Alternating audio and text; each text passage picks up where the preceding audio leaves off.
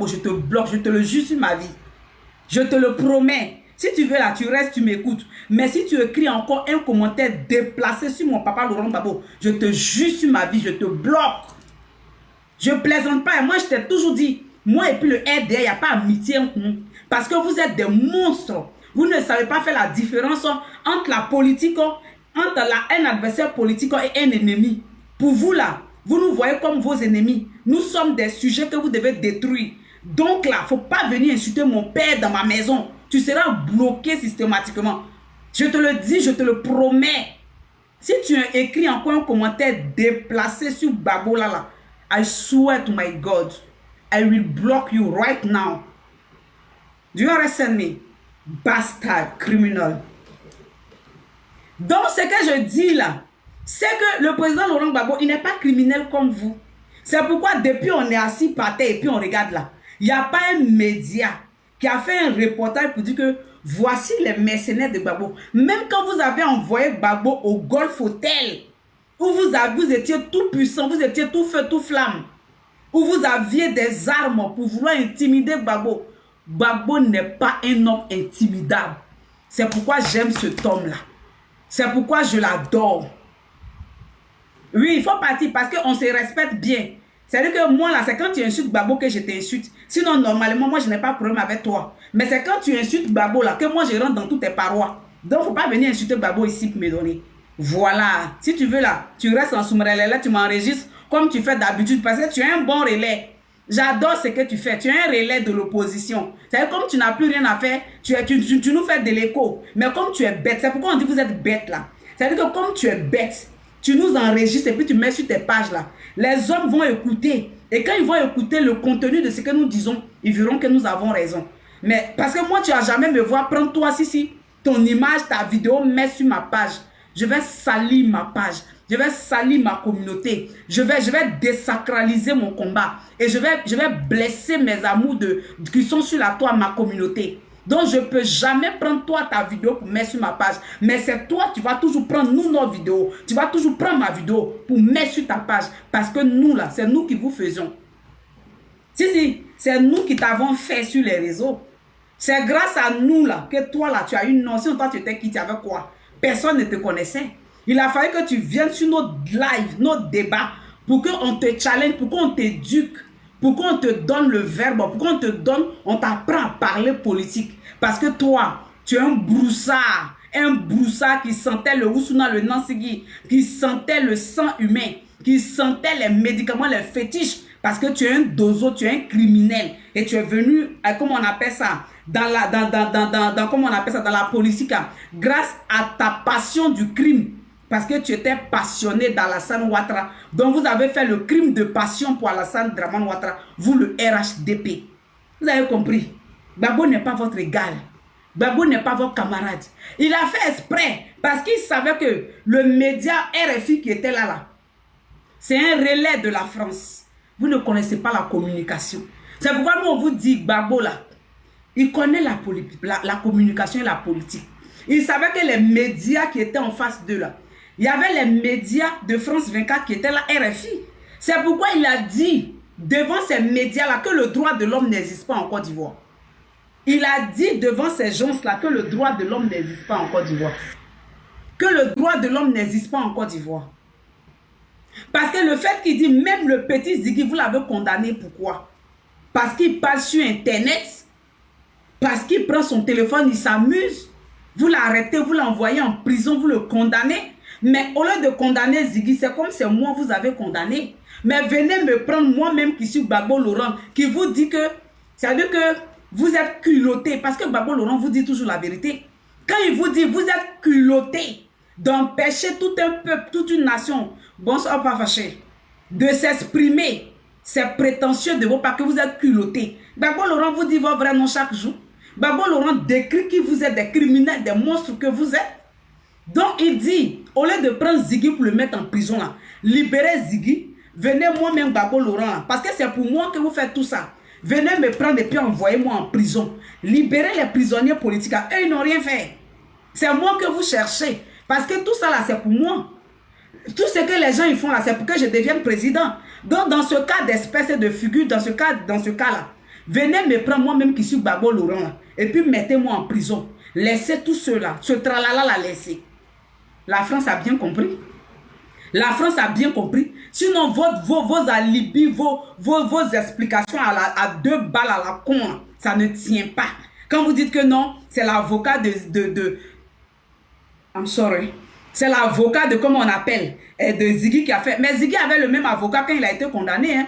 Ziggy avait le même avocat. Mais c'est parce que cette fois-ci, le narratif qui a été dit par le président Laurent Gbagbo face à ces médias propagandistes pour dire, c'est une manière de les dire, vous m'avez fait la guerre, vous m'avez enlevé au pouvoir pour mettre un criminel, un assassin au pouvoir, pour mettre quelqu'un qui n'a aucune notion de la loi et de la justice, quelqu'un qui a pris la justice pour faire de la justice, c'est-à-dire que quoi? Un appareil du RHDP de représailles sur l'opposition. Et que ça, c'est pas de la politique. Il a décrié, il a critiqué, il a relayé, il a révélé aux yeux du monde. C'est-à-dire que quoi? L'ingérence française qui a produit à la décadence ivoirienne d'un pays qui est au lambeau. Un pays qui est au lambeau, un pays qui s'assombrit, un pays qui est en train de noyer dans le gouffre. Il a décrié ça aux yeux du monde entier. Gbagbo l'a décrié, Gbagbo l'a dit. Parce que Gbagbo a dit, vous, c'est moi, on m'a fait la guerre. C'est moi, on a bombardé. C'est moi, on a enlevé au pouvoir. Mais c'est vrai, on l'a enlevé au pouvoir. Il a rappelé ce fait-là. Parce que c'est factuel. Il y a des traces, il y a la traçabilité. Donc, en révélant, en rappelant l'historique de ce que nous vivons ici, là, c'est pour dire, vous avez tué les Ivoiriens pour venir mettre un criminel au pouvoir. Ça n'en valait pas la peine. Ça n'en valait pas la peine. Donc, pour vous dire que quoi, Gbagbo est plus intelligent que vous tous réunis. Vous êtes tous bêtes. C'est-à-dire que vous ne comprenez pas le vieux là. Vous êtes là parce qu'il a dit que non, les élections c'est dans 4 mois. Si imbécile là vient de me dire que bonjour Alida, que non, Gbagbo perd la tête. Mais nous tous ça met dans notre tête. Est-ce qu'il y a eu élection en Côte d'Ivoire? Il n'y a pas eu élection en Côte d'Ivoire. On a qu'à se dire la vérité. Il n'y a même pas eu élection en Côte d'Ivoire. C'est quoi ce que vous avez fait là? 8% c'est une élection ça? Le taux de suffrage d'une élection présidentielle, 8%.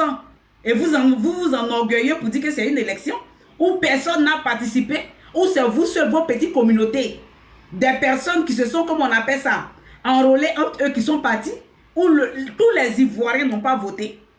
Vous appelez ça élection? Vous appelez ça élection? Il n'y a pas eu élection. Donc, même si aujourd'hui, il y a un coup d'État en Côte d'Ivoire, là, on peut prendre 4 mois pour réorganiser les élections. Ce qu'il a parlé, c'est quoi qui vous surprend? Tout est possible dans la vie. Tout est possible dans cette vie-là. C'est-à-dire que vous pouvez être frappé d'un coup d'État à tout moment. Et puis, on peut réorganiser les élections avant décembre. Ça peut arriver.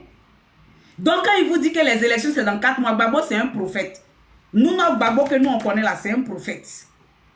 Parce qu'il n'y a pas eu élection en Côte d'Ivoire. Donc, à tout moment, tout peut arriver. Tout peut arriver. Vous avez compris? Tout peut arriver en Côte d'Ivoire. Tout peut arriver en Côte d'Ivoire. Donc là, vous pouvez être déstabilisé. Vous pouvez être frappé par un puissant et un très bon coup d'État. Et puis vous tombez bracata. Et puis la transition organise un coup, comment on appelle, une élection en 4 mois. Et puis la prophétie est accomplie. C'est quoi qui vous dérange? C'est en quoi est-ce qu'il perd la tête? Tout ce que Gbagbo a dit là, il n'avait pas feuille devant lui pour réciter. Durant tout son discours qu'il a eu à la presse là, il n'a même pas eu besoin d'une feuille. Il a rappelé la proximité des gouvernants vis-à-vis de la population. Il a dit pour qu'un président soit président là, il faut qu'il soit député. Parce qu'en étant député, la législation là, te permet d'être au contact de la population, de savoir la vie des peuples. Et que lui, il a été député pendant 2 mandats. C'est en quoi est-ce qu'il perd la tête? Il a dit que c'est pas bien qu'on augmente, on grossit les régions ou bien les circonscriptions. Et puis ceux qui sont en charge n'arrivent pas, n'ont pas la même mise sur les régions qui doivent gouverner. Ça les échappe. Il a parlé de tout ça. En quoi est-ce qu'il perd la tête? Au fait, comme vous n'avez, comme on appelle ça, élection dans 4 mois, exactement dans 4 mois, il ne faut pas rire. Quand Gbagbo vous a dit à la CPI, on ira jusqu'au bout, vous l'avez vu comme un fou, non? Vous qui ouvrez vos gueules pourries ici, là. Quand Gbagbo vous a dit à la CPI, on ira jusqu'au bout, vous avez pensé qu'il était fou, que lui, là, il est bête. On ira jusqu'au bout, mais tu seras condamné. C'était ce que vous aviez en arrière-plan dans votre tête. Donc, quand il a dit on ira jusqu'au bout, vous avez dit ce qu'est sûr, jusqu'au bout, là. C'est toi, Gbagbo, qui va être condamné. Ou bien je mens. Mais quand on est parti jusqu'au bout, là, qui a eu honte? Quand on est parti jusqu'au bout, là, qui a eu honte? C'est vous qui avez eu honte et puis Gbagbo est sorti. C'est vous qui a... Alors qu'au début, quand il a dit ça, là, vous avez ri de Gbagbo Laurent. Alors que quand il a dit ça, vous êtes moqué de lui. Ce n'est pas la première fois que vous vous moquez de tout ce que le président Laurent Gbagbo dit. Nous, on est habitués, moquez-vous. Mais seuls les initiés comprennent la parole de Gbagbo Laurent.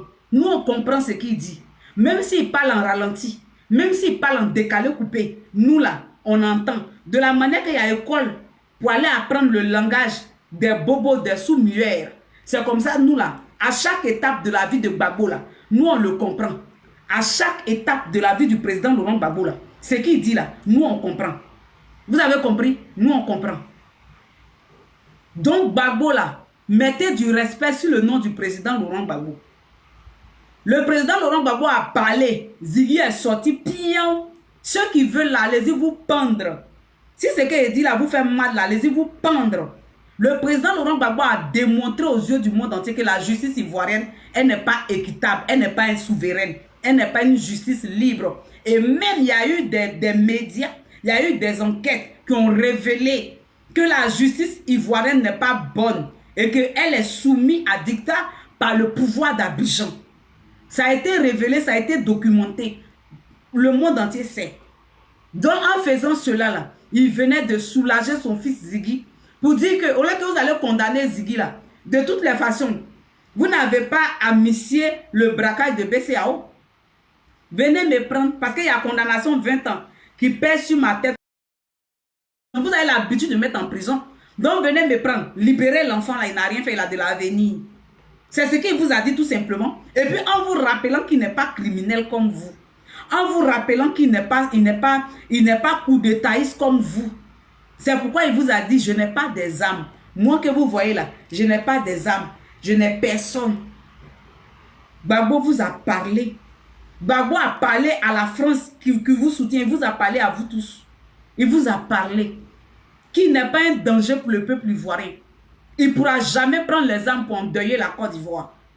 Mais ça ne veut pas dire qu'il n'y a pas des Ivoiriens qui peuvent le faire. Et s'il y a des Ivoiriens qui le font, ils ont raison. S'il y a des Ivoiriens qui le font, ils ont raison. C'est pourquoi le président Laurent Gbagbo, face à la presse, là, il a dit les frustrations politiques. Il a dit la frustration politique. Parce que c'est au nom de cette frustration politique qu'Alassane Ouattara a organisé un coup d'État manqué qui s'est déjoué en rébellion.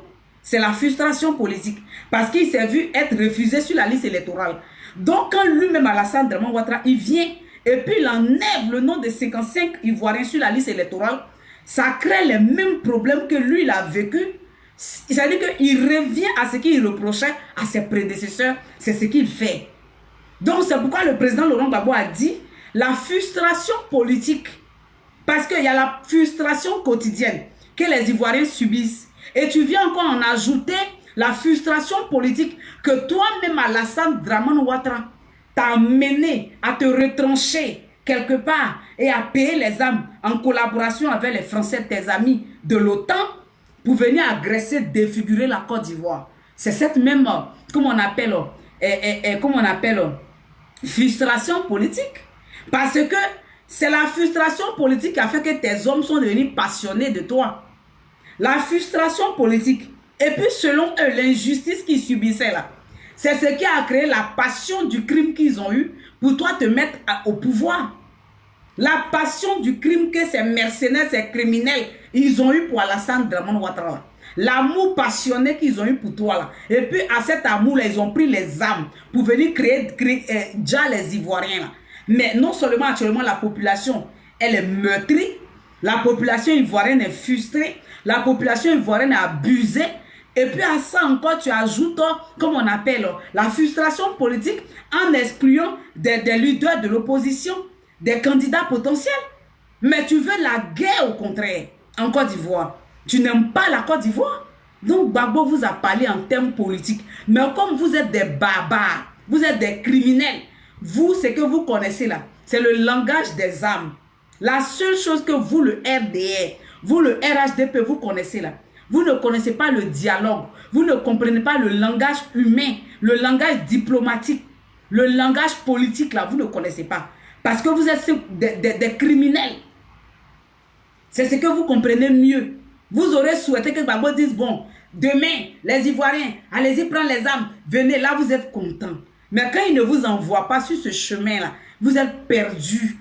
Quand Gbagbo ne vous envoie pas sur le chemin de la guerre, vous êtes perdus. Parce que vous n'avez plus de repères. Vous, vos repères, là, c'est les Mi-24, les A-47, les PA, comment on appelle, les Doum-Doum, les bombes, là. C'est ça vos domaines de prédilection. C'est là-bas que vous vous reconnaissez mieux. Mais quand Gbagbo ne vous envoie pas là-bas, vous êtes perdus. Vous êtes perdus. Des criminels nounous, des terroristes, des délinquants. Des délinquants. Les délinquants que vous soyez. Et c'est vous là qui allez venir dire que non, Gbagbo est bête. Il dit, l'intelligence de Gbagbo là, vous n'aurez jamais ça. Vous ne pouvez jamais avoir l'intelligence du président Laurent Gbagbo. Parce que comment pouvez-vous comprendre un seul homme, une seule personne, avec lui seul sa tête, avec lui seul son cerveau? C'est-à-dire que vous a démasqué, enlevé le masque sur vos visages interplanétaires. Tout le monde entier a vu qui vous êtes. Aujourd'hui, là, quand l'AES aujourd'hui est dans sa posture, là, c'est parce que Gbagbo Laurent a révélé qui vous êtes au monde entier. C'est parce que Gbagbo Laurent a révélé que la France est meurtrière. La France est délinquante. La France est criminelle. C'est à cause de ça aujourd'hui, eux, quand ils parlent là, ils ont des exemples palpables. Et même s'ils ont le président Laurent Gbagbo au bout du fil aujourd'hui, il se fera le malin plaisir de leur expliquer que la France est une puissance délinquante ou criminelle qui attaque les petits pays, qui les prend comme des proies faibles. C'est ça. C'est Gbagbo qui vous a révélé. Ça veut dire qu'il est plus intelligent que la France. Il est plus intelligent que Nicolas Sarkozy. Il est plus intelligent que les dirigeants français. Il est plus intelligent que les gens de la CEDEAO. Il est plus intelligent que l'Union européenne. Il est plus intelligent que l'ONU. C'est ce Gbagbo-là, vous avez dit qu'il est bête. Il est trop intelligent. Il est hyper intelligent. C'est pourquoi, à l'orée des élections, quand il a été exclu, il a pris la peine de rappeler au monde entier la cause qui a plongé la Côte d'Ivoire dans les crises cycliques et qu'aujourd'hui, on n'en sort pas là. Il a pris la peine de vous le rappeler. Parce que c'était au nom d'une exclusion que la Côte d'Ivoire a plongé dans le chaos. C'était au nom d'une exclusion. Parce qu'une personne, un individu mal intentionné, quoi de plus être même, n'est même pas légal, légitime à poser une candidature. Mais parce qu'il a été exclu, le monde entier a tremblé pour lui. Le monde entier s'est coalisé pour lui. Donc il vous a rappelé votre mesquinerie, votre complot, qui vous êtes. Il a rappelé au monde entier. Parce qu'on pouvait accepter que non, c'est Gbagbo, vous ne voulez pas, il a été exclu. Mais mettez le nom des autres candidats sur la liste électorale. Si c'est Gbagbo que vous ne voulez pas là, qu'il a été exclu là, mais pourquoi vous n'avez pas mis Tidiane Thiam sur la liste électorale? Pourquoi vous n'avez pas mis, comme on appelle, tous les autres opposants sur la liste et puis laisser Gbagbo? Pourquoi? C'est parce que vous n'êtes pas bien. Parce que vous saviez que même si vous mettez un autre Ivoirien sur la liste électorale, Gbagbo était... Je ne parle pas des opposants fabriqués, frélatés, que eux-mêmes ils se sont taillés sur mesure, les composants de nuit avec le RHDP là. Je ne parle pas de ceux-là. Gbagbo allait être capable de dire aux Ivoiriens, allons-y voter. Mais vous avez exclu 55 personnes. Et puis vous êtes taillé des opposants frélatés, des opposants, c'est-à-dire que coupés, cloués, des opposants aux ordres, des opposants dressés comme des chihuahuas, des opposants qu'on peut dire, debout, il se lève, assis, il s'assoit. coucher, il se couche. C'est avec eux que vous êtes partis concourir. Donc là, mettez du respect sur le nom de Gbagbo Laurent. Gbagbo Laurent vous a démasqué. Gbagbo Laurent vous a exposé au monde entier. Et aujourd'hui là, même tout le monde entier parle et cite Gbagbo Laurent en exemple. Qui a parlé le bon nom d'Alassane Ouattara? Je pose la question. La sous-région qui est là, qui parle bien d'Alassane Ouattara, même dans la CEDEAO dans laquelle ils sont là, les présidents même ne l'aiment pas. Dans la CEDEAO qui sont là, les présidents n'aiment pas Alassane Dramane Ouattara. Ils ne s'aiment pas. Donc là, vous parlez de quoi? Mais il n'y a pas quelqu'un qui n'aime pas Gbagbo. Tous disent le bon nom de Gbagbo Laurent. C'est ça, on dit la politique, un politicien. On ne parle pas des délinquants, des criminels. Donc ça, c'était une parenthèse. On revient au sujet. Mon sujet du jour. L'AES. L'AES a fêté ses 2 années. Ses 2 ans de résistance. On va applaudir pour l'AES.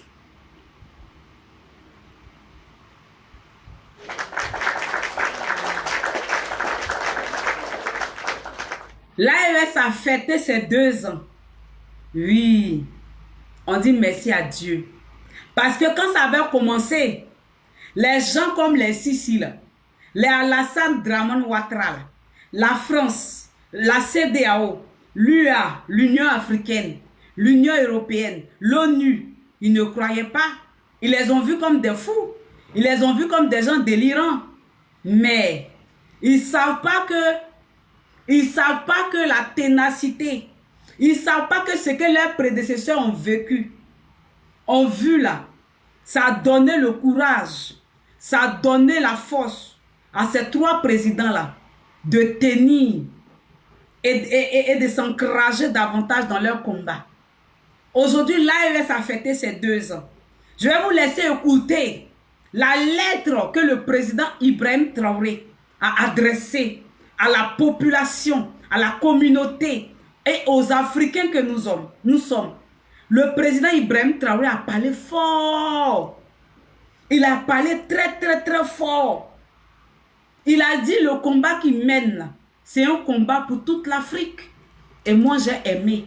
Ça veut dire que le travail que nous faisons sur les réseaux, là, ne pensez pas que c'est seulement que virtuel. Ça a des répercussions positives dans la vie active. Et le président Ibrahim Traoré nous l'a redonné favorablement. Il a compris l'amour que nous leur apportons.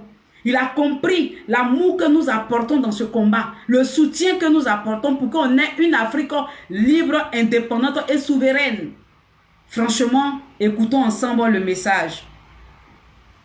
Allez, et laissons gueuler, bavarder, pianoter le RHDP qui sont des délinquants, des criminels qui ne savent rien faire que tuer.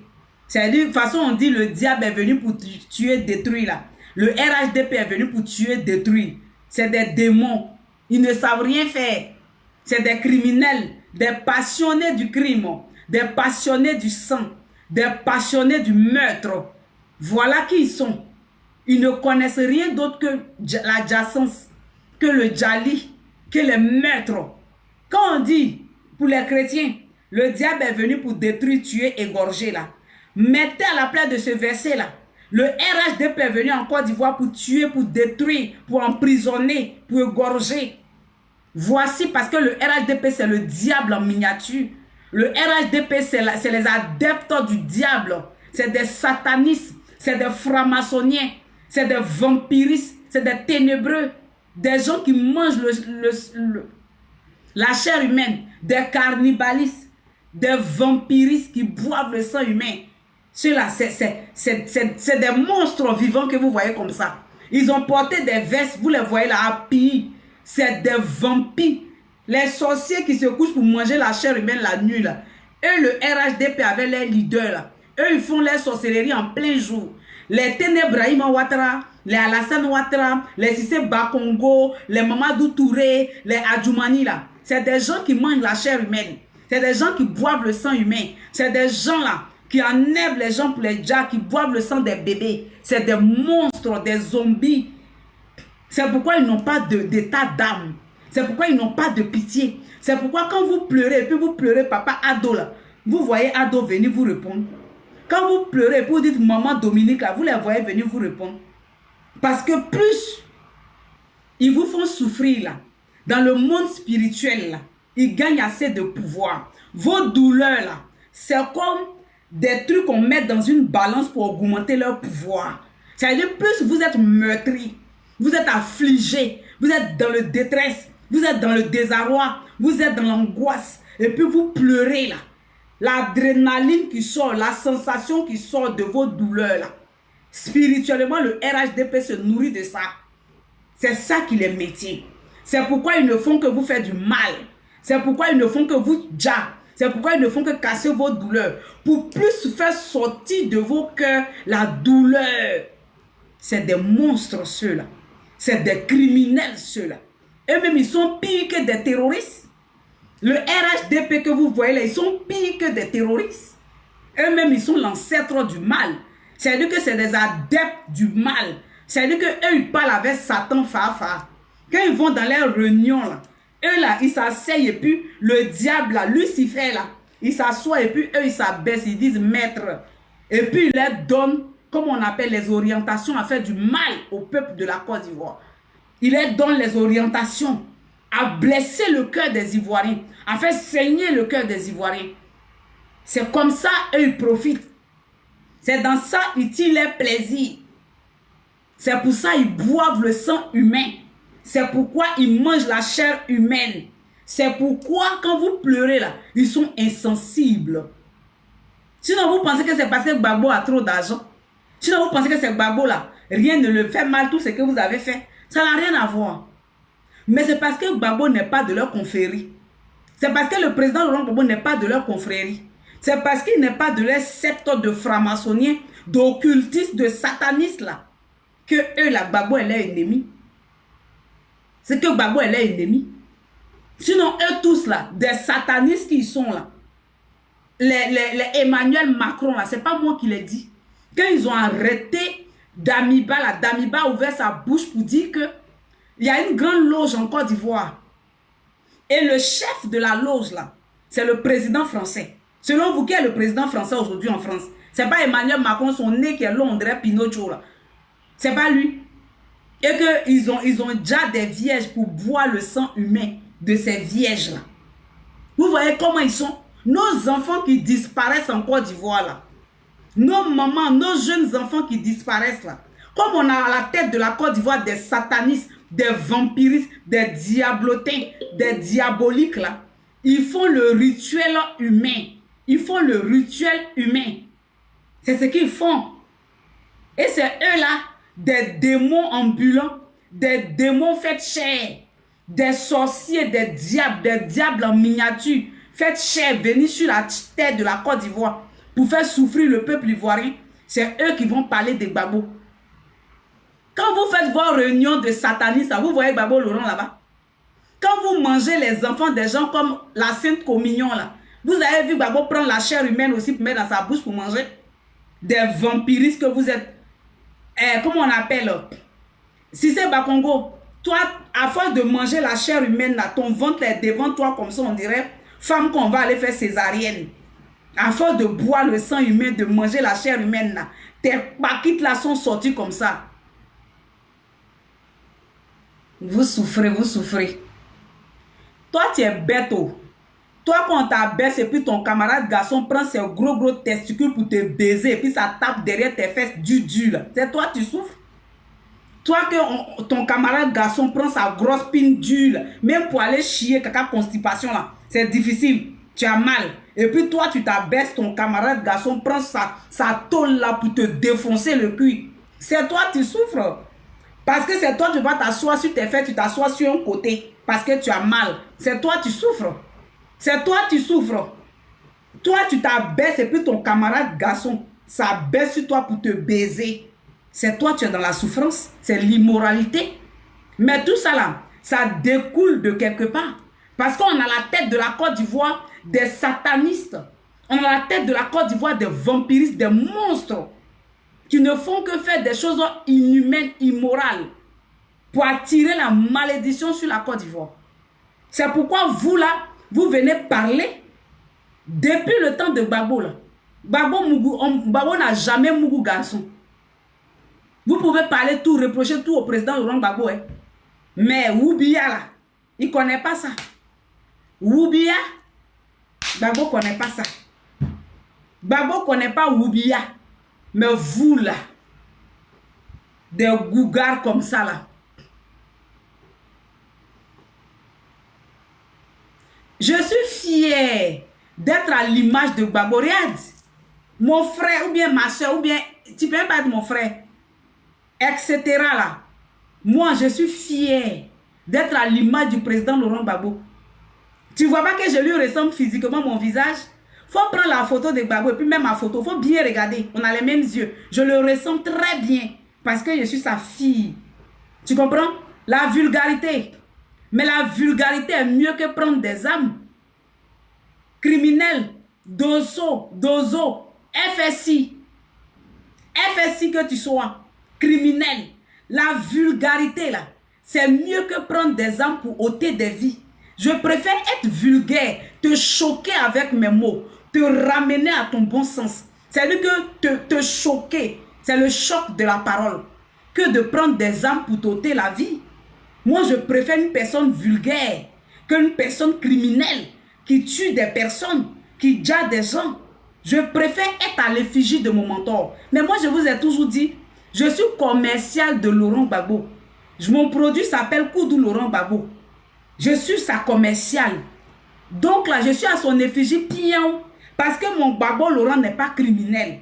Mon Gbagbo Laurent là, il n'a jamais tiré pistolet sur quelqu'un. Il n'a jamais payé des gens pour tuer des gens. Nous, on n'a que la parole. On n'a que la parole. Parce que ce que nous disons là, c'est la vérité. Depuis que Gbagbo fait la politique, allez-y prendre les archives. Parfois, les gens n'ont pas compris, ils l'ont trouvé virulent, dur. Mais à la fin, là, sa parole là, est devenue une prophétie. Il a eu raison. Alors que quand il parlait, on trouvait qu'il était vulgaire. Quand il parlait, on trouvait qu'il parlait trop. Mais à la fin, il a eu raison. C'est comme ça. Parce que, tu sais, tu me trouves vulgaire. Si j'ai face à moi des personnes intellectuelles, je parlerai le langage soutenu intellectuellement. Je rentrerai dans un débat constructif, idéologique. Parce que moi, là, je suis quatre tout terrain. Moi, je suis posé. Moi, il faut m'envoyer dans n'importe quel débat. Je vais te le débattre sans problème. Si tu m'envoies dans la vulgarité, je vais te démontrer que je suis plus vulgaire que toi. Tu sais pourquoi? Parce qu'il y a une personne qui m'a dit un jour une parole. Tout ce que tu fais, fais-le très bien. Et ça, c'est-à-dire que c'est ma base. Tout ce que je fais dans ma vie, là, je le fais très bien. Si je dois le faire, je le fais très bien. Je ne le fais pas à moitié. Parce que si tu veux être voleur, sois un bon voleur. Si tu veux être... faut bien le faire. Pour qu'on sache que toi, tu as fait ça bien. Donc, si tu m'envoies dans la vulgarité, là, je vais t'apprendre même certaines formes de la vulgarité. Je vais t'enseigner. Si tu m'envoies dans un débat constructif, je vais t'enseigner. Tu comprends? Quand on est vulgaire, la vulgarité n'a jamais envoyé quelqu'un au cimetière, à ce que je sache. Les propos vulgaires n'ont jamais conduit quelqu'un dans la tombe.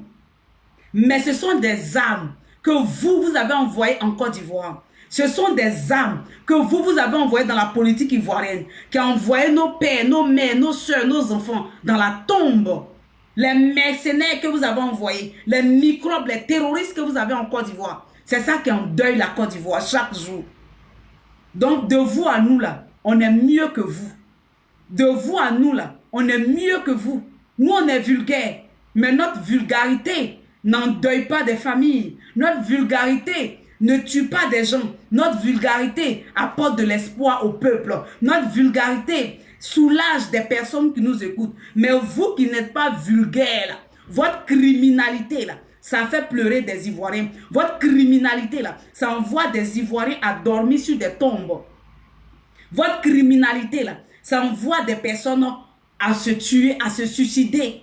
Votre criminalité, là, ça envoie des gens à dormir dans l'eau. Votre criminalité, là, ça envoie des gens à perdre tous leurs biens. Donc, de vous à nous, là, qui est mieux? De vous à nous, là, qui est mieux? La vulgarité est mieux que la criminalité. Pourquoi tu es parti? Viens, je vais t'enseigner. La vulgarité est mieux que la criminalité. Tu comprends? On n'a pas mis quelqu'un en prison parce qu'il est vulgaire. Mais on a mis quelqu'un en prison parce qu'il est criminel. Parce qu'il est délinquant. Parce qu'il a déjà des gens. Tu comprends? Tu comprends? Depuis que je suis né là, on n'a jamais mis quelqu'un en prison parce qu'il est vulgaire. Mais on a mis quelqu'un en prison parce qu'il est criminel, parce qu'il est assassin.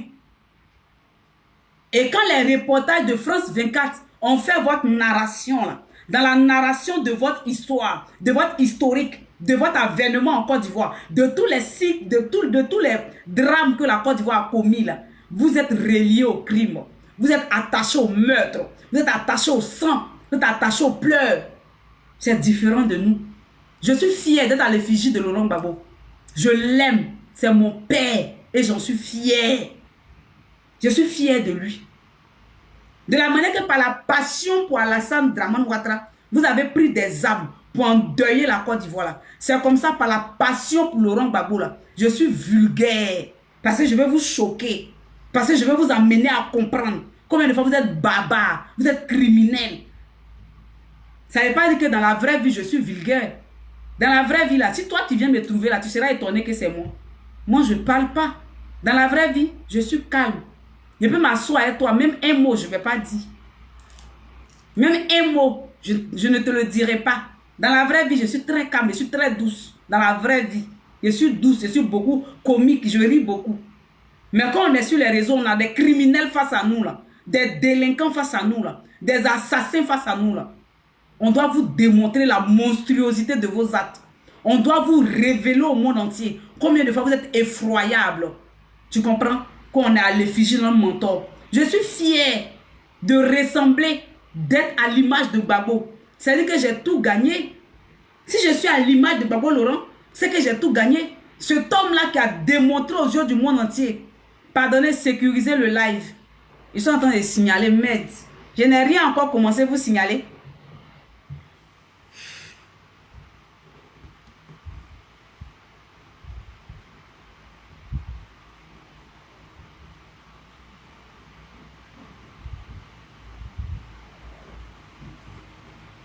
Je n'ai rien encore commencé à vous signaler. Celui-là même qui a dit non à Nicolas Sarkozy, je suis fier d'être à son image. Là où ton Alassane Dramane Ouattara s'est abaissé, puis ils ont baisé son boda. Gbagbo Laurent s'est arrêté, puis il a dit je refuse. Là où ton Alassane Dramane Ouattara s'est couché, puis ils ont rampé sur sa ville. Gbagbo Laurent s'est arrêté, puis il dit je dis non. Je suis fier de cet homme-là. Je l'aime à mourir. Je l'aime à mourir. Tu comprends? Là où Alassane Dramane Ouattara face à Obama, quand Obama l'appelle et puis dit oui, monsieur le président, oui, chef, oui, chef, oui, chef, vos désirs sont des ordres, oui, chef, comment est-ce que vous voulez qu'on fasse? Ok, monsieur le président, d'accord, monsieur le président, d'accord, monsieur le président. Il tremblait comme une feuille morte, comme un enfant là. Quand Obama a appelé Gbagbo, il dit je dis non. Je dis non. Mon nom c'est non. C'est pourquoi ils ont respecté cet homme-là. Et on l'appelle l'homme du refus. Mais vous là, vous êtes les bénis, oui, oui. Votre tête là, c'est comme Maguya, tête rouge, c'est comme ça. Quand la France parle là, vous Alassane Ouattara, quand l'Union européenne, quand la communauté internationale parle là, votre tête là, c'est comme ça. C'est Maguya, tête rouge. Vous ne savez pas faire comme ça, dites non. Vous faites comme ça seulement. Gbagbo, lui, il fait comme ça. Quand la France parle là, lui, il fait comme ça. Il dit non. C'est ce qui les fait mal. C'est pourquoi ils l'ont bombardé. C'est pourquoi ils ont voulu l'assassiner. Des criminels qu'ils sont, des délinquants comme ils sont, des meurtriers comme ils sont, association des meurtriers, association collective de meurtriers. Tu comprends? Donc là, quand tu viens et puis tu dis que nous, on est à l'effigie de Laurent Gbagbo, là, nous, tous les amoureux de Gbagbo dans le monde entier, on est fiers de ressembler à Gbagbo. Parce que nous, on a un leader qui est un lion. On a un leader qui est un lion. Il est un lion. On ne la baisse pas pour le baiser. C'est impossible. Sa maman l'a fait garçon. Et il mourra garçon. Il mourra dignement. Mais il ne sera jamais dit que Gbagbo a fui. C'est mon papa qui a dit ça. C'est mon papa Laurent Gbagbo qui a dit ça.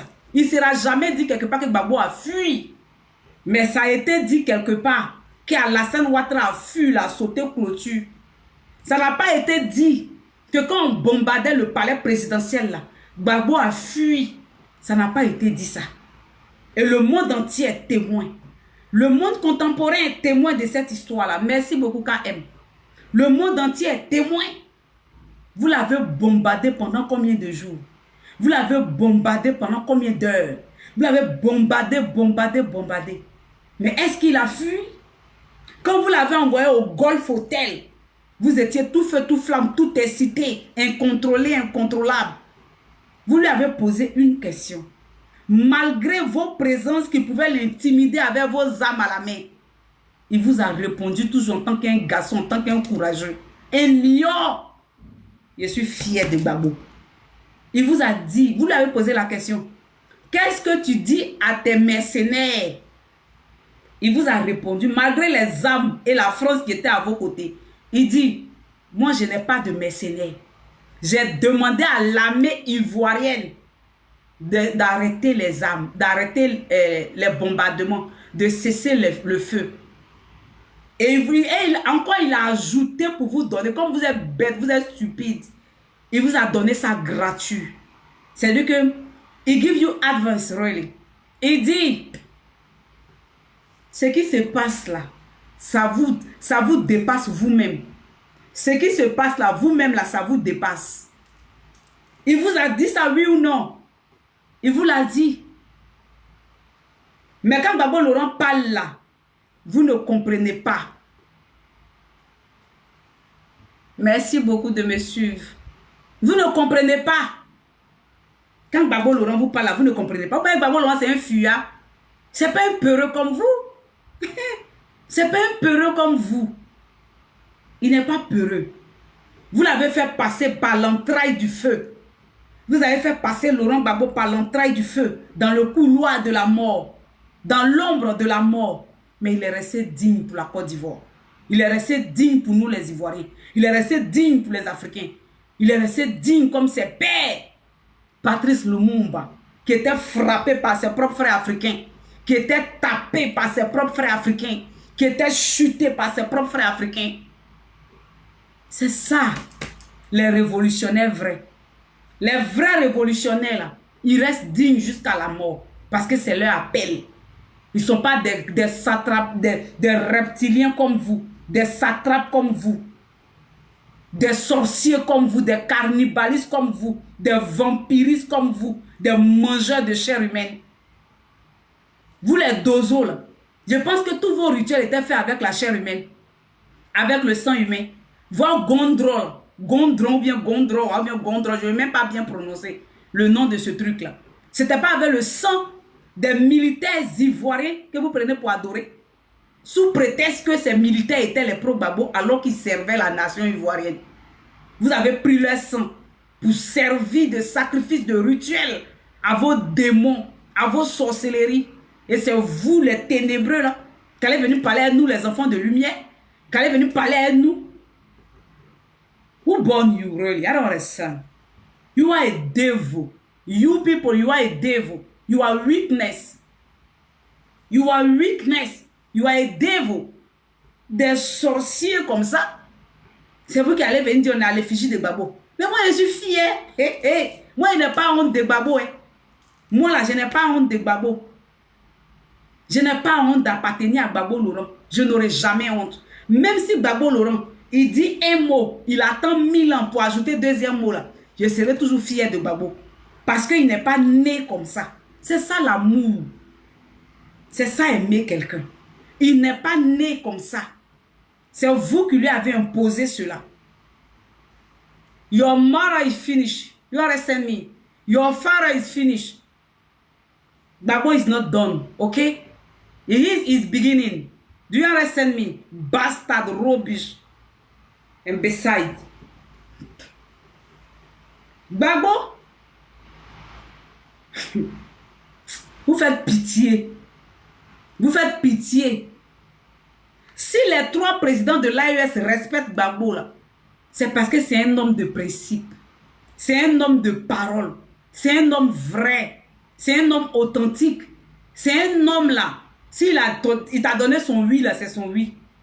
Maintenant, ce que vous ne comprenez pas, c'est que dans la politique, là, il faut se servir des failles de son adversaire pour lui faire des coups politiques.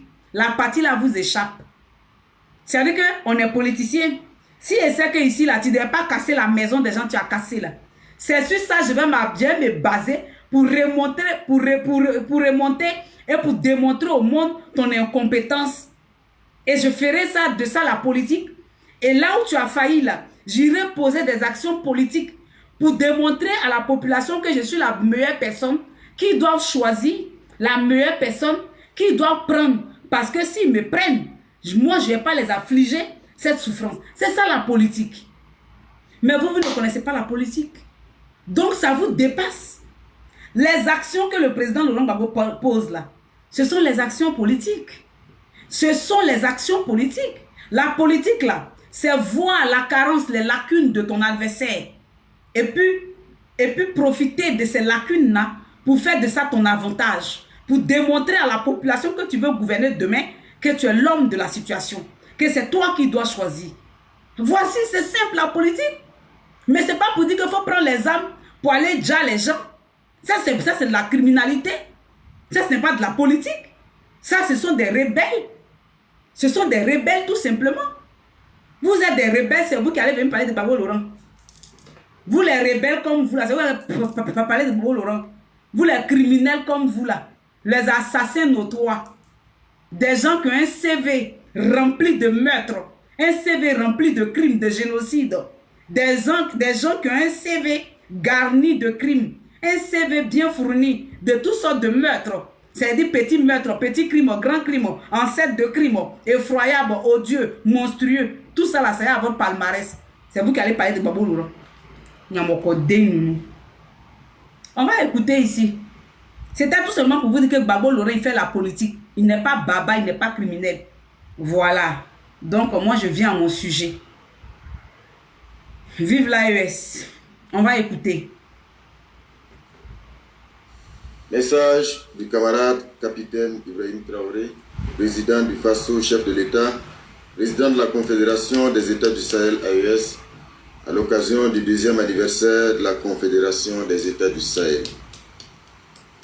Mes chers concitoyennes et concitoyens de la Confédération des États du Sahel, la création de l'Alliance des États du Sahel AES le 16 septembre 2023 par le Burkina Faso, la République du Mali et la République du Niger traduit la ferme volonté de nos 3 États d'apporter une réponse commune à la crise sécuritaire à laquelle nous sommes confrontés. Elle exprime surtout notre détermination à bâtir une architecture collective de défense, de sécurité, d'assistance mutuelle fondée sur la solidarité, la souveraineté et la responsabilité partagée. Bonsoir. Le 6 juillet 2024, nos 3 peuples ont franchi ensemble une étape décisive de notre histoire contemporaine en donnant naissance à la Confédération des États du Sahel.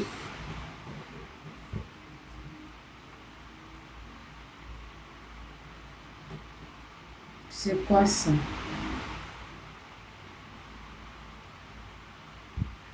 Tapotez s'il vous plaît. Message du camarade.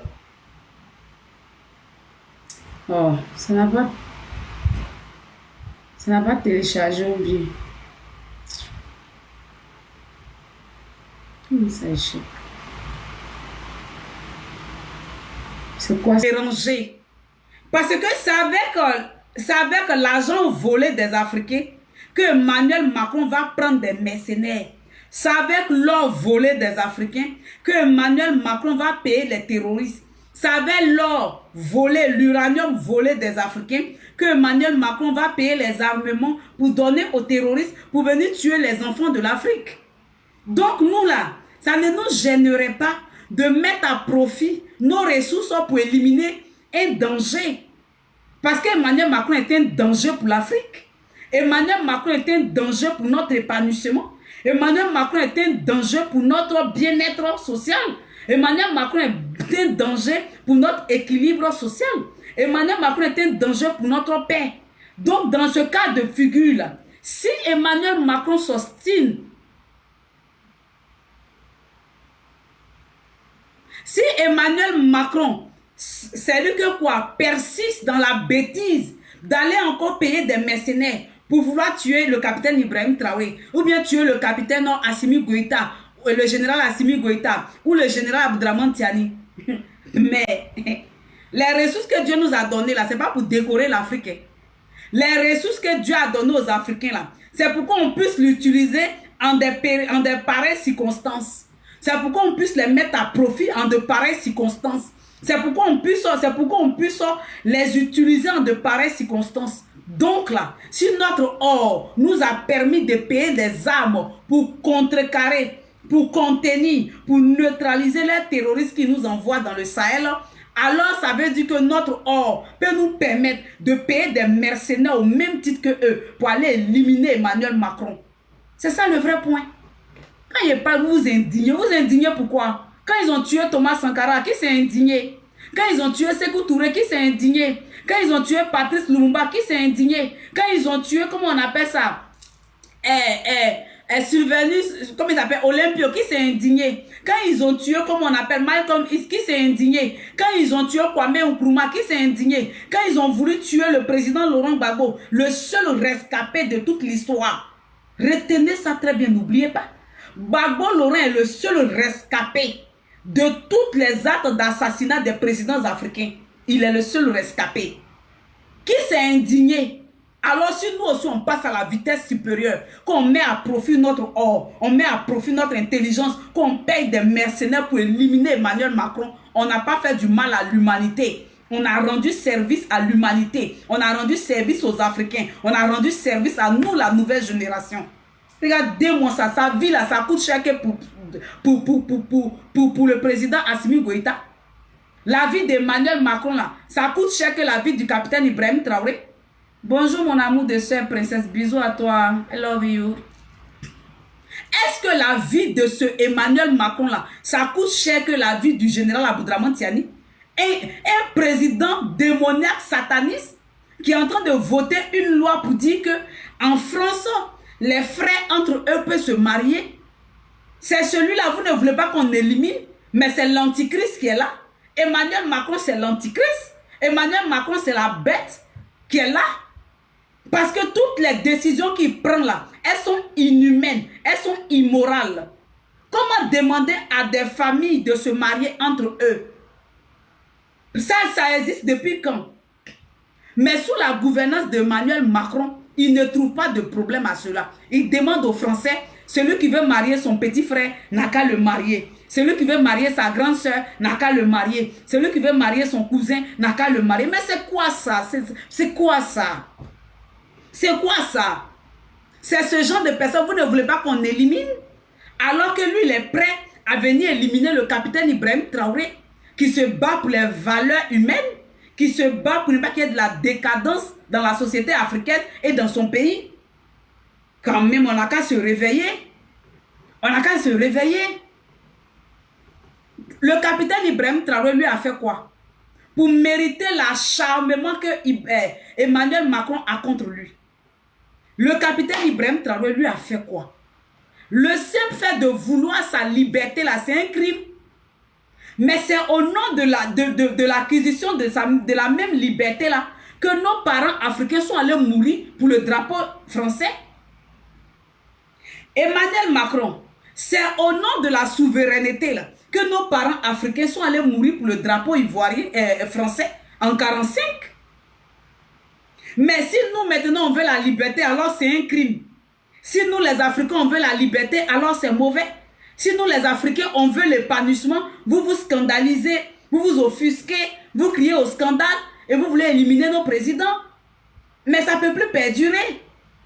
C'est au nom de l'indépendance, de la souveraineté là, que toi Emmanuel Macron, tu as pris la Côte d'Ivoire aujourd'hui en otage. Oui. C'est au nom de la souveraineté de la France là que tu as pris la Côte d'Ivoire en otage aujourd'hui, et puis tu voles les biens de la Côte d'Ivoire, et puis tu voles l'or de la Côte d'Ivoire, tu voles le pétrole de la Côte d'Ivoire pour enrichir la France de merde là. C'est au nom de ta souveraineté.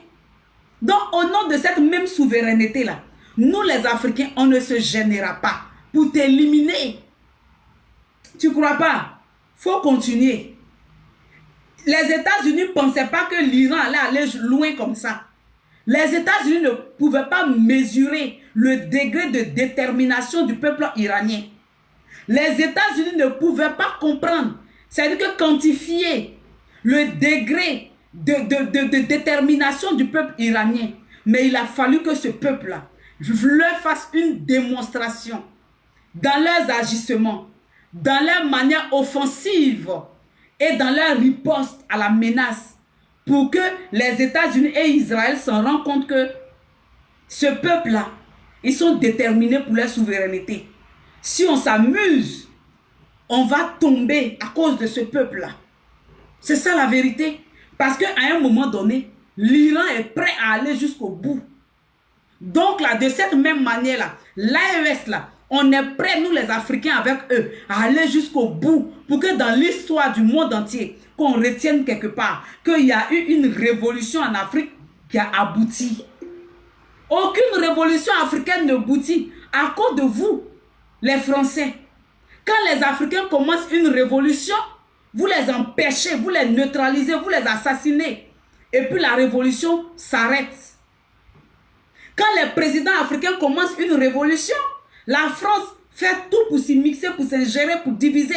Et puis, on assassine les leaders, la révolution s'arrête. Hein? Et puis la révolution stop. Et puis l'Afrique, ou bien ce pays-là, retourne 50 ans en arrière encore. Et puis ce pays-là retourne 60 ans en arrière encore. C'est quoi? Au moins pour une fois, nous sommes contents, nous sommes fiers. Nous sommes contents, nous sommes fiers.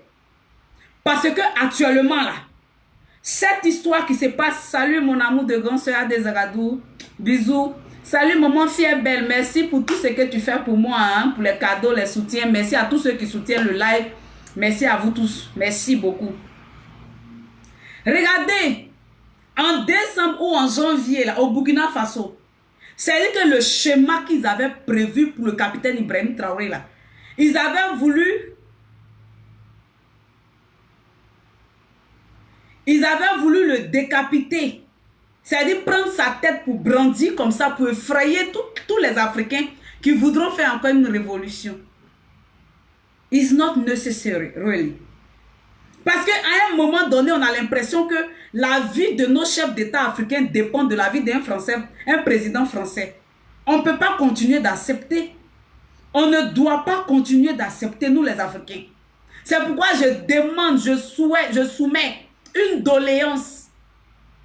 Je soumets une doléance qui me tient à cœur à nos autorités de l'AES. Cette fois-ci, là, si Emmanuel Macron s'amuse, on n'a qu'à payer des mercenaires au même titre que lui pour aller l'éliminer. Sa vie n'est pas plus mieux que la vie d'Ibrahim Traoré. Emmanuel Macron, là, sa vie n'est pas plus mieux que la vie d'Assimi Goïta. Regardez comment ils ont éliminé de manière odieuse, monstrueuse, le général Sadio Camara. On va continuer à rester passif comme ça. On va continuer à subir les dommages et puis à pleurer nos enfants pendant que la France n'a jamais pleuré son enfant. On doit les infliger les mêmes pertes. On doit commencer à les infliger les mêmes pertes. On doit commencer à les faire tester la douleur qu'ils nous infligent à nous les Africains. Alors ils vont nous respecter. En Haïti, le respect a été imposé lorsqu'ils ont pris leur destin en main, lorsqu'ils ont vaincu le colon. Au Vietnam, le respect a été imposé lorsqu'ils ont imposé le respect, ils ont vaincu le colon qui est la France également.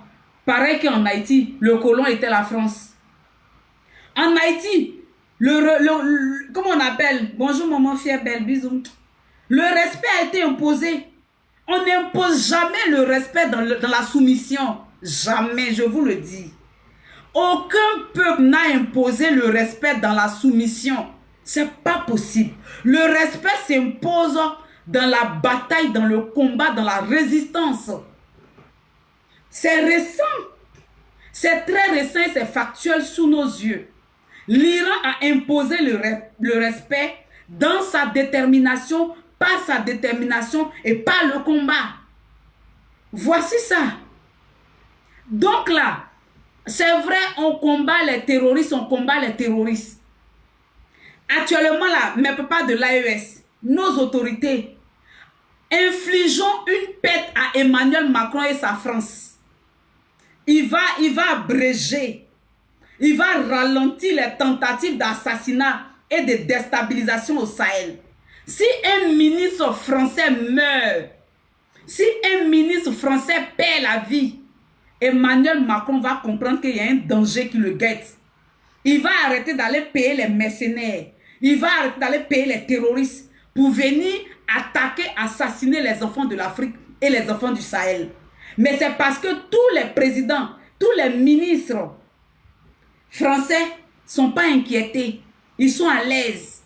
Ils n'ont pas de pète. Qu'Emmanuel Macron a le couille, a le courage de décider d'aller voir le président terroriste syrien pour aller encore organiser, recruter des mercenaires pour les déverser encore dans le Sahel pour tuer nos maris, tuer nos frères, tuer nos enfants. Pourquoi nous on doit mourir? Et puis eux ils vont se la couler douce. On refuse, on n'est pas d'accord. On doit mettre à profit nos ressources. On doit se battre. On doit effrayer aussi la France. On n'a jamais effrayé la France. L'Afrique subsaharienne n'a jamais effrayé la France. Depuis nos présidents jusqu'à nos jours, ils n'ont jamais effrayé la France. C'est pourquoi la France se permet à chaque fois de venir éliminer nos présidents. C'est pourquoi la France se permet à chaque fois de venir assassiner nos présidents. Mais le jour que on va infliger la perte de l'un de leurs présidents à cette France-là, ils ne vont plus jamais oser venir assassiner nos présidents. Ils ne vont plus jamais venir assassiner nos présidents. Mais c'est parce qu'on les laisse. Quand ils vont recruter les mercenaires pour venir nous agresser, les terroristes, on les laisse. Et puis, on est focalisé sur les terroristes. Mais allons-y à la base du problème. La base du problème, ce n'est pas les terroristes que nous voyons. Mais la base du problème, c'est ceux qui recrutent les terroristes. La base du problème qu'on doit éradiquer, c'est ceux qui sont vont payer les terroristes. C'est ceux qui sont vont louer les terroristes. Ce sont nos gros problèmes. Parce que tant qu'on va éliminer les terroristes là, eux, ils vont toujours continuer d'aller les recruter. Parce que la base, la racine principale est toujours vivante. Elle va toujours maintenir le tronc d'arbre, qui est le terrorisme. Mais et si on décapitait le terrorisme en éliminant Emmanuel Macron lui-même, qui va voir les présidents terroristes pour les recruter, pour venir tuer nos parents dans le Sahel. Et si Emmanuel Macron mourait? C'est pas on n'a qu'à se préférer. C'est encore mieux.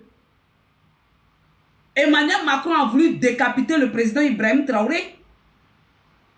Emmanuel Macron a voulu assassiner le président Assimi Goïta. Ils l'ont loupé et ils ont assassiné le général Sadio Kamara. Emmanuel Macron a voulu assassiner le général Aboudraman Tiani. Donc quand c'est Emmanuel Macron, c'est normal. Vous ne vous offusquez pas. Regardez-moi des gens qui sont encore colonisés dans la tête. Quand c'est Emmanuel Macron là, ça ne vous dérange pas. Vous n'êtes pas offusqué. Lui, il peut se permettre de venir assassiner nos présidents. Là, c'est normal. Mais quand c'est nous, on décide de faire vice-versa, vous êtes choqués. Parce que lui, il est qui? Parce que lui, Emmanuel Macron, il est qui? C'est lui qui doit tuer nos papas, nos pères, nos enfants. Hein? C'est lui qui doit prendre, et puis même les ressources qu'il prend pour aller payer les mercenaires là. C'est l'argent encore de nous-mêmes les Africains. C'est ce qui fait plus mal. L'argent qu'il prend pour aller payer les terroristes là. C'est l'argent volé dans les minéraux africains, dans les sous-sols africains. C'est l'argent volé de nos or, l'argent volé de nos gaz, l'argent volé de nos pétroles, l'argent volé des ressources du sous-sol africain. Ça avait ce même argent qu'il prend pour venir tuer les enfants africains. Et c'est une bonne chose. I'm so sorry. I will disappoint you, really. I will disappoint you. Nous aussi, on va prendre nos ressources là. C'est pas lui ceux qui connaissent où sont les mercenaires. Les mercenaires là, eux, ils sont à ville d'argent. Les criminels là, eux, ils sont à ville d'argent. Donne-leur l'argent, ils vont faire la sale besogne. Donc nous aussi, on va les recruter. Nous aussi, on va les prendre. Et puis, ils vont aller le faire coucher.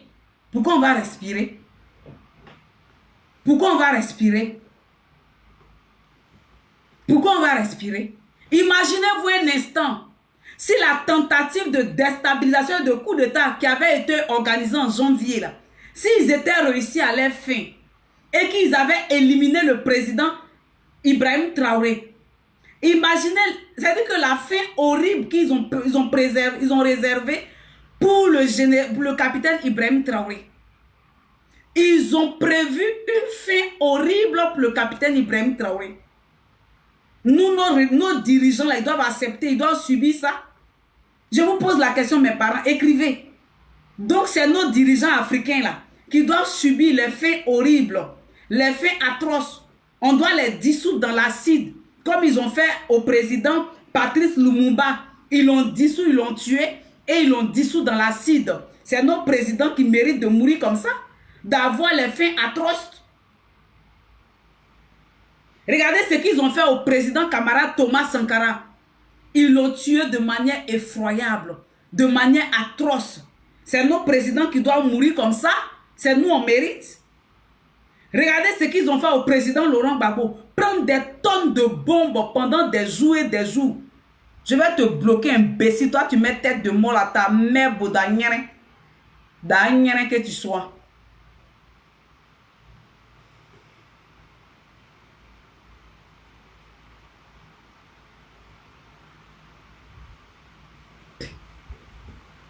Je dis, regardez ce qu'ils ont fait au président Laurent Gbagbo. Pendant des semaines, pendant des jours, prendre des tonnes de bombes pour bombarder la résidence d'un président, sachant bien qu'il est dans le bunker, sachant bien qu'il est dedans. Mais vous bombardez, vous bombardez, vous bombardez.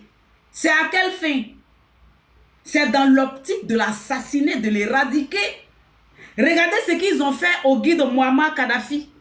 Quand ils ont attrapé le président Muammar Kadhafi, normalement, vous estimez qu'il a enfreint aux lois internationales. Ok, mais quand vous le prenez là, allez-y l'envoyer en prison. Envoyez-le en prison tout simplement. Mais regardez ce qu'ils ont fait. Quand ils ont pris le guide Muammar Kadhafi, ils l'ont remis aux rebelles pour le tuer. Donc c'est nos présidents qui doivent mourir comme ça. Soyons honnêtes, soyons réalistes. Faisons du œil pour œil, dent pour dent. Et puis la France va nous respecter.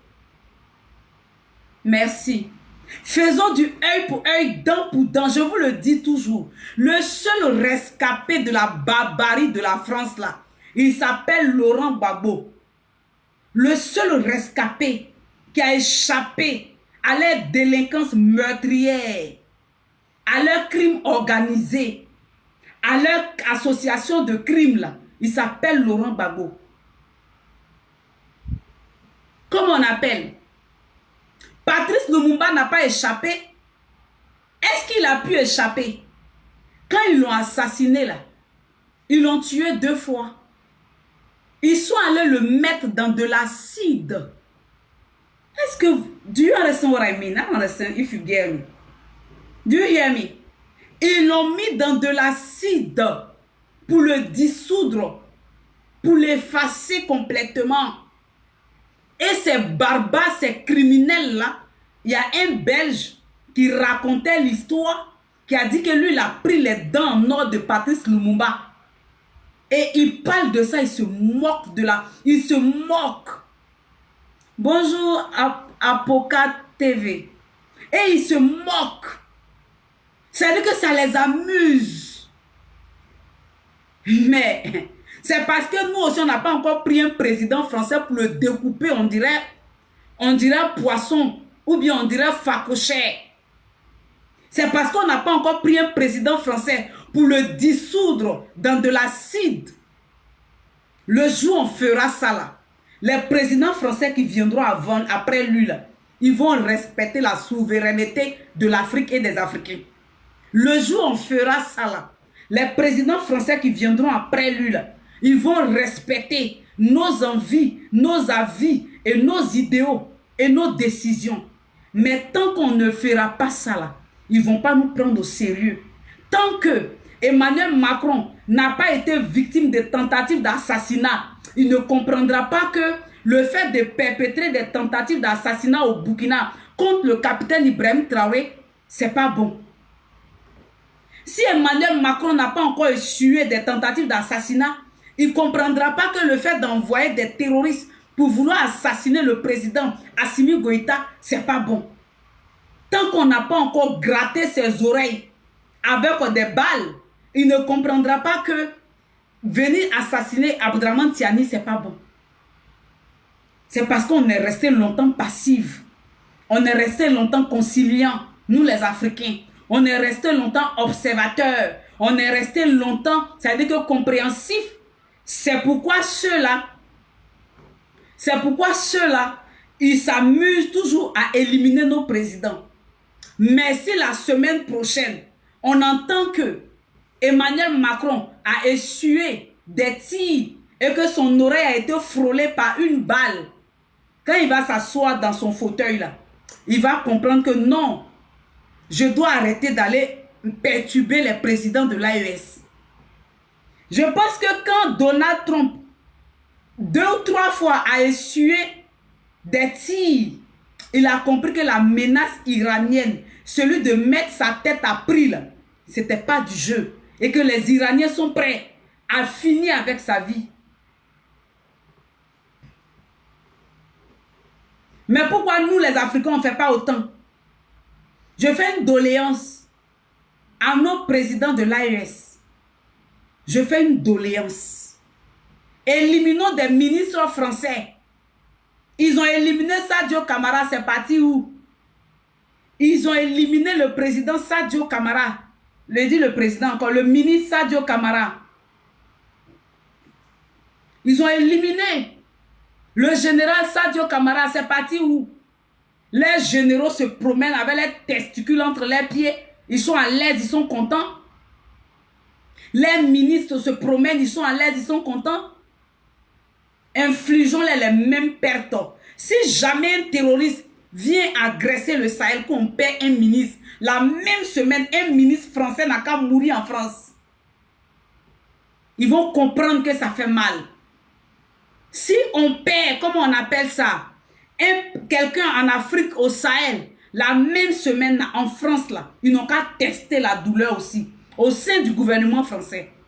Alors ils vont nous respecter. Alors ils vont nous craindre. Alors ils comprendront que notre vie, là, ça a le même prix que leur vie. Leur vie n'est pas plus chère que notre vie. Notre vie n'est pas moins chère que leur vie. Ils sont malades. Des gens qui n'ont rien, à part le fromage, à part le vin, à part les champagnes. C'est eux qui tuent nos parents à chaque fois. Et puis ça reste gratuit. Et puis ça reste impuni. Non. Non. Non. Non. On doit changer. On doit changer. C'est-à-dire qu'on va crescendo. Mais on doit passer à la vitesse supérieure. Il reste 5 mois à Emmanuel Macron. Et il ne va pas dormir. Il ne va pas s'amuser. Même s'il doit prendre toutes les ressources que la France a volées à l'Afrique pour vouloir payer des mercenaires pour déstabiliser le Sahel, là, Emmanuel Macron le fera. Donc nous aussi soyons prêts à mettre à profit nos ressources pour prendre des mercenaires. Pour aller aussi éliminer Emmanuel Macron. C'est de ça qu'il est question. Parce qu'Emmanuel Macron est une malédiction pour le monde entier. Comment il peut dire que des frères et sœurs entre eux doivent se marier, qu'il n'y a pas de problème? Pourquoi? Il oublie les problèmes consanguins. Il oublie que dans la médecine, il y a des problèmes consanguins, il y a des problèmes de sang, que quand vous êtes de la même famille, que le sang se mélange, ça crée des handicaps, ça crée des malformations. ça crée des attardés mentales, que ça crée des problèmes à la société. On voit des Togols, on voit des Mongols, parce qu'il y a eu mélange de sang dans la famille. Et même ça, même c'est immoral. Mais lui, il approuve. Emmanuel Macron, il approuve cela. Alors, si on élimine l'antichrist comme ça, là, ça fait quoi? Ça là, c'est l'antichrist. Emmanuel Macron, c'est l'antichrist. C'est l'antichrist. On ne doit pas laisser Emmanuel Macron tuer Ibrahim Traoré d'abord. Et puis on va dire que si on savait. On ne doit pas laisser Emmanuel Macron tuer Assimi Goïta d'abord. Et puis on va dire que si on savait. On ne doit pas laisser Emmanuel Macron tuer Aboudraman Tiani. Et puis on va venir pleurer. C'est de l'hypocrisie. Passons à l'offensive. Payons des mercenaires aussi. On n'a qu'à l'effrayer un peu. On n'a qu'à faire des tentatives. Il va comprendre. Il est malade. Effrayons-le aussi. Même si on ne va pas l'assassiner là, effrayons-le aussi. Et puis si on peut aussi, assassinons-le. Où est le problème? Où est le problème? Où est le problème? C'est pas comme ça Mitterrand a fait jusqu'à et puis il a tué Thomas Sankara. Mitterrand. Quand le président Thomas Sankara a appelé Mitterrand, je ne sais pas, tonton ou bien papa, il a dit, je ne sais pas ton père. Mais ce même Mitterrand là, c'est pas ce même Mitterrand là qui a pris Blaise pour assassiner le président Thomas Sankara. Ils l'ont assassiné. Ils l'ont assassiné. Mais si à l'époque on avait assassiné Mitterrand là, est-ce que le capitaine Thomas Sankara n'allait pas vivre? Est-ce que le Burkina Faso n'allait pas être développé? Est-ce que le Burkina Faso n'allait pas atteindre un certain niveau du développement? Est-ce que le Burkina Faso n'allait pas être même comme Dubaï? Parce qu'avec les idées que le président Thomas Sankara avait, si on l'avait laissé en vie, mais le Burkina ne sera pas à ce niveau aujourd'hui. Le Burkina Faso allait rivaliser la France. C'est pour ça qu'ils l'ont assassiné. Donc là, ne nous gênons pas pour vouloir éliminer Emmanuel Macron. Il n'est pas Dieu. Il n'est pas plus mieux que le président Ibrahim Traoré. Il n'est pas plus mieux que le président Assimi Goïta. Il n'est pas plus mieux que le président Aboudraman Tiani. Parce que c'est la même chose là que Sarkozy a fait le président Laurent Gbagbo. On était là. Sarkozy, dans les pattes du président Laurent Gbagbo. Cloc, cloc, cloc, cloc, cloc, cloc, cloc, cloc. Il passe ici, clac, clac, clac. Il passe ici, clac, clac, clac. Il est déçu.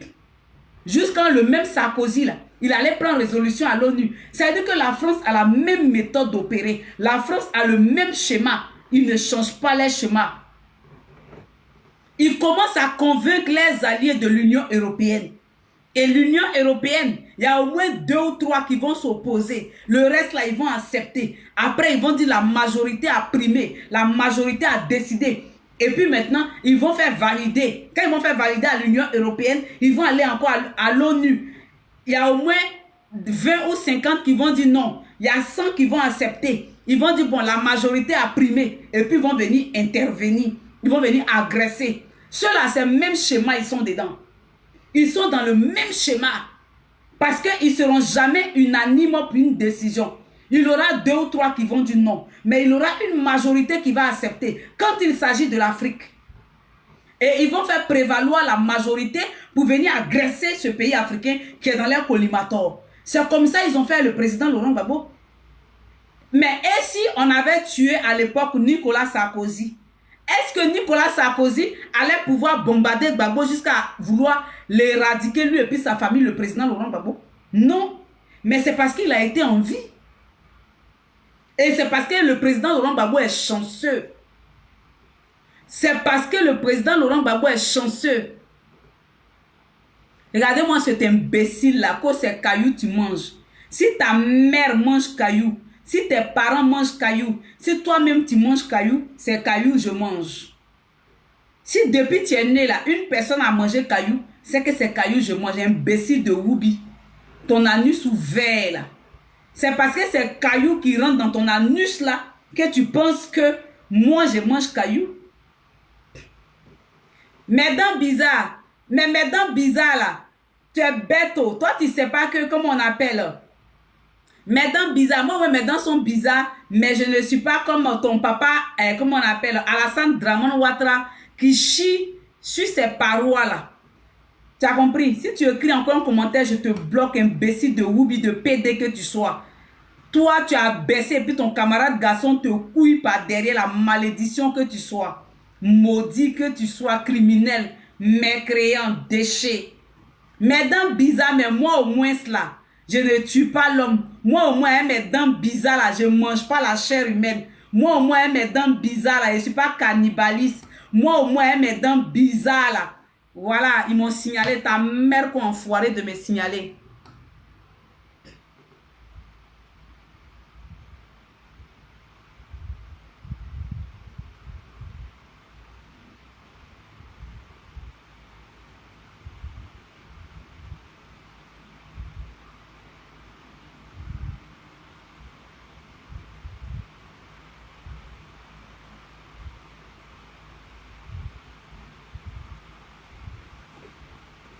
Parlez sécurisé, ils sont venus signaler mon live là.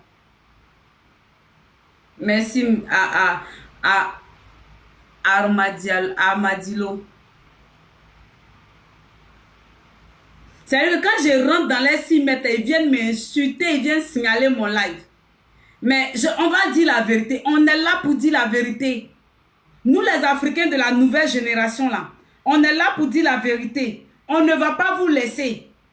Le président Laurent Gbagbo, depuis l'histoire de l'Afrique là, tous les présidents qui ont été dans le collimateur de la France là, la France les a tous tués. Le seul survivant, c'est le président Laurent Gbagbo. Le seul qui est survécu à l'agression et au meurtre de la France là, il s'appelle Laurent Gbagbo. Et même quand ils l'ont raté avec les bombes là, ils l'ont envoyé à la CPI, dans l'optique qu'il meurt à la CPI. Mais il n'est pas mort. Donc là, quand vous les voyez faire comme ça là, c'est parce qu'ils veulent assassiner le capitaine Ibrahim Traoré. Ils veulent assassiner le général Aboudraman Tiani. Mais on ne peut pas rester comme ça. Et puis c'est nos parents, nos présidents qui vont mourir. Regardez en janvier le schéma qu'ils avaient pour le capitaine Ibrahim Traoré. Là. Si nos autorités là te décortiquent, toi-même tu as une sueur froide. Ça fait peur, c'est horrible. C'est des monstres. Ils n'ont pas d'état d'âme. Ils n'ont pas d'état d'âme. Parce que quand c'est pour leurs intérêts là, ils sont prêts à aller jusqu'à l'extrémité. Ils sont prêts à aller jusqu'au meurtre. Ils s'en foutent. Parce qu'ils ne considèrent pas les présidents africains comme des êtres humains.